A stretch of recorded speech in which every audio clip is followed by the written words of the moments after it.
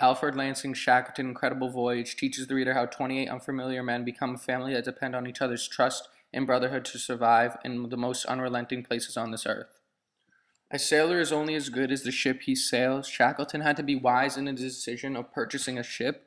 Little did he know that the Endurance would be one of the key aspects upon his survival. The Endurance had been crafted to look like a mix between a sailboat and a motorboat.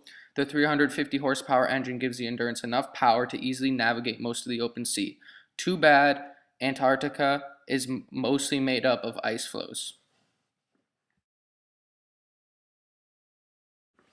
Nova states that the majority of the time in the Arctic, one's invisibility is impaired. No matter what the weather, good or bad, always there's effect on visibility. The weather can change in seconds. The 90-mile-per-hour winds are equal to a Category 2 hurricane, and the winds contain ice.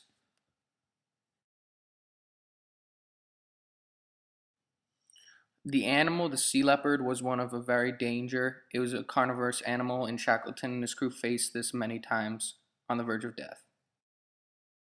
Shackleton and his crew did not have much protection against the cold Arctic winter, ice and snow. The Antarctic is one of the hardest places in the world to explore and navigate because it is very barren. There's not much to go by. The sun is not always out, and very little explorers have actually been to the Antarctic, and there's not maps telling you where to go. You can only rely solely on your compass.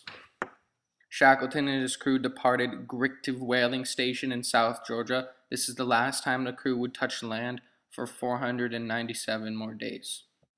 Frostbite kept many of Shackleton's men from actually getting up and trying to help the explorers dig out their ship and find food. Shackleton made a very wise decision. He went to go out and seek help rather than waiting for the help to find him, and this really did help him. Without this, they all would have died. Shackleton and some of the crew went out to go find help. They trekked 36 hours and across 10,000-foot mountains. They finally arrived back at the whaling station. The rest of Shackleton's crew was still stranded. They took shelter under the two other rescue boats. The James Cod was being used by Shackleton. Antarctic also contains the coldest weather ever recorded on Earth, which was a very big factor for Shackleton.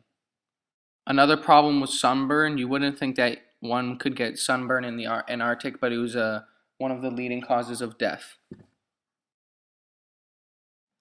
Another very big problem Shackleton had to worry about would be hypothermia, since Shackleton and his crew did not have the proper clothes. There was 4 attempts at finally rescuing the rest of Shackleton's crew. Many countries donated boats, such as Norway, Chile, but the first 3 times it was failed. The 4th time, Shackleton finally succeeded in a boat, the Yelcho. One of the crew members spotted the boat in the horizon. This was a very big miracle. Nobody died, and they're all going home safe as heroes. Shackleton was responsible for saving all 27 of his men. Not one died. But he also wanted to go on another expedition, so he went on a 4th expedition with some of his same men he went on the previous. Unfortunately, he died suffering a heart attack because he did not want to go see a doctor.